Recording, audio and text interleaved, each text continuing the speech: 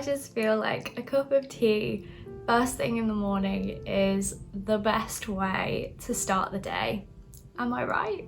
Hello everyone and welcome to another video. In today's video, we're going to be talking about classics. Now, if you are anything at all like me, classics might slightly intimidate you. Particularly big, long, epic classic novels. Even though I absolutely love reading and adore literature, there is something about a classic that still somehow intimidates me a little bit. However, even though that is the case, I always try and make it a goal of mine to read at least one classic that scares me every year. I think it's so good to read something outside of your comfort zone, to challenge yourself in what you read, and to read things that you, I don't know, perhaps didn't think that you would enjoy. I have found so many times that I've been really surprised by a classic that I thought was going to be really hard, I thought it was going to be really difficult to read and I wasn't going to enjoy it, it was going to feel like a slog, but then I've actually ended up falling in love with it. So today I want to share with you 10 of the classic novels that I've read that I would say are up there in my favourites. So if you are someone who is a little bit scared of classics, doesn't maybe know where to start, then these are the books that I would recommend. So if you haven't already, go and grab yourself a cup of tea or coffee and let's get on with the video. So the first book I want to recommend, and I feel like I have to start here, is the one classic book that I have wanted to read my entire life and terrified me. And I kind of thought, I'm just never gonna ever actually get to it. And then last year I forced myself to start reading this book and I just fell in love with it. And that book is The Hunchback of Notre Dame by Victor Hugo.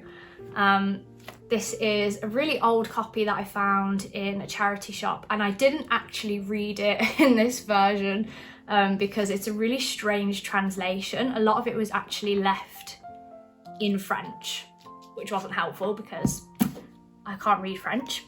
And it also feels like it was going to fall apart.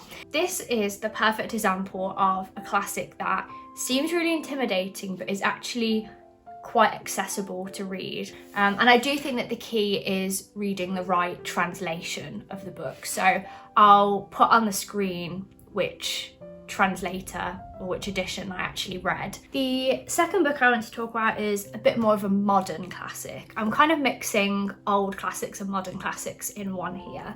And that is John Wyndham's The Day of the Triffids. Now this is more of a sci-fi horror type story, which is not normally my kind of book, but I actually really enjoyed this one. The story follows a man named Bill who at the beginning of the novel is in hospital blindfolded. I think he's had some kind of surgery on his eyes, which is very ironic because when he peels back his blindfold, he suddenly realises that he is now the only one who can see. And everybody else has been blinded because a meteor shower has happened whilst he was blindfolded, having had this surgery. And so everybody who witnessed and saw this meteor shower has now been blinded. So the world is in chaos, nobody can see, and to make matters worse, these plants have now developed the ability to walk and to move and can eat people. I found myself eyeing up my plants after reading this book, and definitely it's so haunting and so creepy, but it's also a really short book so you can read it very quickly. It's very fast paced and the writing style is just very engrossing and engaging to me. Along the theme of creepy books, I would also recommend Dr. Jekyll and Mr. Hyde by Robert Louis Stevenson. This is probably one of my most read classics, and I think it's because it is so short that you can read it in like an hour. You can read it in an afternoon. It's really quick and easy to read. And it is a gothic story, a gothic horror about a man, a doctor, who has developed a sort of drug that enables him to turn into another version of himself. So he's able to literally split his personality and become a person who is all of the ugly and dark parts of himself, called Mr. Hyde. It's set in London, and the whole setting is very sort of foggy and rainy and dark and mysterious, and it just sets such a good tone for the story. And as I said, it is really, really short and very easy and quick to read. And then next I have 2 books by the same author, which are The Great Gatsby and Basil and Josephine, both by F. Scott Fitzgerald. Let's start with The Great Gatsby. Everyone knows about The Great Gatsby, but it is a classic for a reason. This book is, of course, about a very rich, wealthy man who has everything he wants apart from the woman that he loves. And it's set in the roaring 20s in Long Island, and it is, I think, the perfect blend of all the things that are great about F. Scott Fitzgerald.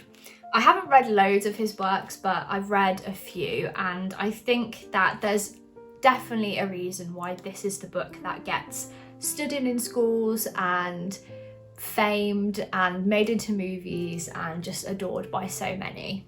Again, it's a really short one, and it's full of beautiful descriptions. F. Scott Fitzgerald's descriptive writing style is one of my favourite writing styles ever.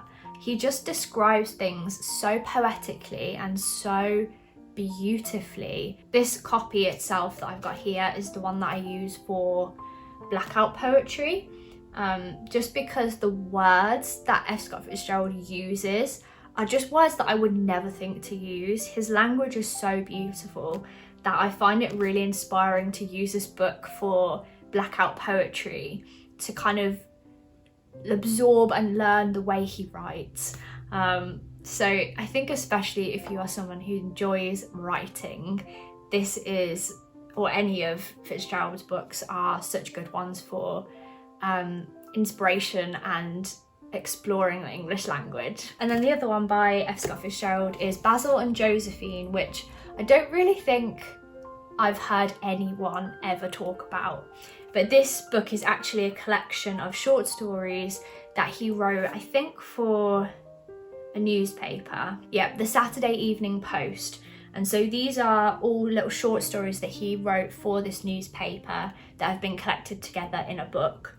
So there's the Basil stories, and then there's the Josephine stories, which are completely different themes and short stories. And then at the end, there's one story where the two kind of coincide with each other. I read this when I was learning about short story writing in school, and I just wanted to read a collection of short stories, and I knew that I'd love The Great Gatsby, so I picked up this one, and I was blown away by how engaging and fun a short story series could be. It was never something that I'd ever really explored or read before. It feels like when you're a kid and you watch an episode and it's like 20 minutes and it's its own story, and then in the next episode you could have not watched the previous one and it wouldn't matter. You would still understand what's going on, but it is a separate story. That's how this series of stories kind of works. Again, his writing style is so beautiful. In fact, I need to read one of the sentences in here. Right on the very first page of the very first story, and I remember this quote so well because it's so beautiful. It says, "Fall for love was Basil from now, and not just at a distance, but as one who had been summoned and embraced, one who had tasted with a piercing delight and had become an addict within an hour." The next one on this list is And Then There Were None by Agatha Christie, which I've recommended many times before, but this is my favourite Agatha Christie book by a mile. It follows a group of people who are all invited to this island in the middle of nowhere by a man that they all sort of know. But when they get there, this man that they thought had invited them is nowhere to be found, and instead a tape plays that convicts them all of these crimes that they have apparently committed. And then all of a sudden, one by one, they all start being killed off, and they need to find out who is killing them off and why they have all been invited here. To me, this is just a perfect crime thriller. I found it really creepy, but in just the right amount. And I'm pretty sure I've read that Agatha Christie wrote this book backwards. So she wrote it from the end and made her way to the beginning of the novel, which is fascinating. I don't know how you can write that way. I think this is a great place to start if you haven't read anything by Agatha Christie, or if you've read sort of the Poirot books but they weren't your kind of thing, because this is a standalone book. It's not part of her murder mystery series at all. It stands on its own, and yeah, I think it's just a really brilliant and gripping novel. Next, I need to recommend a fantasy classic, because this wouldn't be a video on my channel if I didn't. And of course I'm going to recommend The Hobbit by J.R.R. Tolkien. There's so much dust in my house. I don't know if you can see it in the video, but I feel like I'm picking up every book and there's dust on it. I do keep my books carefully clean. I am sure you know the story of The Hobbit, but if you don't, it follows Bilbo Baggins, who is a hobbit. He lives a very normal and contented life and does not have any desire for any great adventure until a group of dwarves turn up at his house and tell him of their plan to raid a dragon's hoard and reclaim their homeland under the mountain. And Bilbo Baggins is swept up into this unexpected adventure. It's just charming and wonderful and so creative and just such a fun adventure. It is quite easy to read because it's a children's story, so if The Lord of the Rings does intimidate you, I would try reading The Hobbit first, because it is definitely a lot easier to get into and understand and enjoy. Okay, I have a little bit of a rogue one here, but bear with me. A Midsummer Night's Dream by Shakespeare. Now, I used to absolutely love reading Shakespeare's plays. I used to read them quite a lot.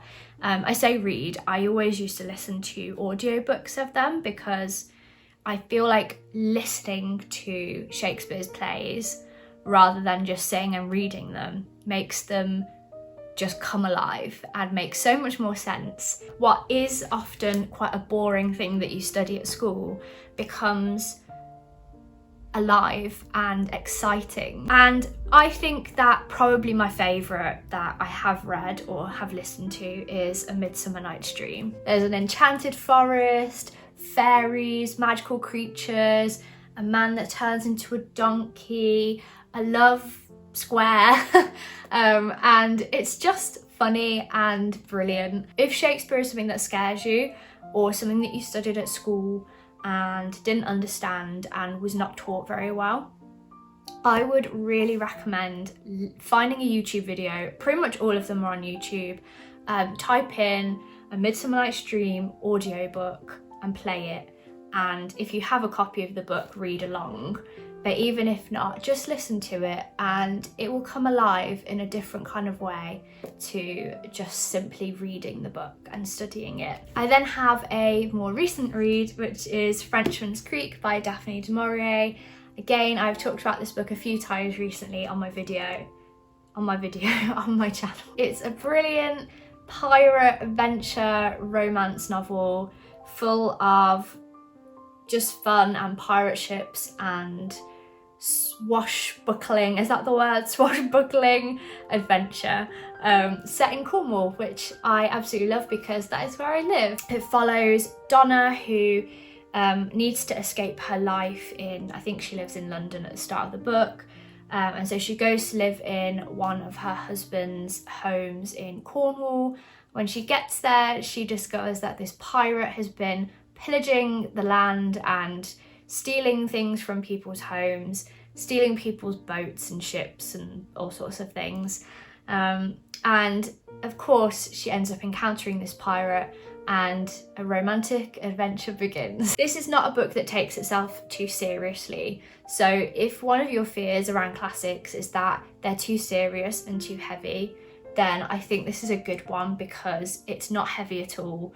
You have to suspend your belief a little bit to enjoy it, and it just takes you along for a fun and crazy ride that you don't really have to think about that much. In fact, I think it's better if you don't think about it too much and just enjoy it for what it is. And the final book that I want to recommend is of course in this video, and that is Anne of Green Gables by L.M. Montgomery. If you want nature-filled and inspiring and lovely and warm and heart-wrenching and lovely stories, then you should read Anne of Green Gables. It follows Anne Shirley, who is an orphan, and she is adopted by Marilla and Matthew Cuthbert.